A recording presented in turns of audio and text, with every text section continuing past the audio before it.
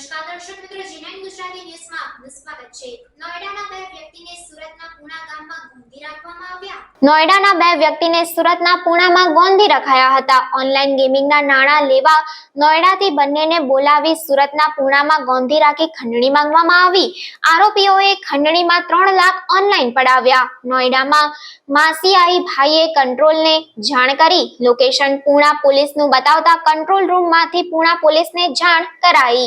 આરોપીઓને પોલીસ તપાસની જાણ થતા બંનેને છોડી મૂક્યા।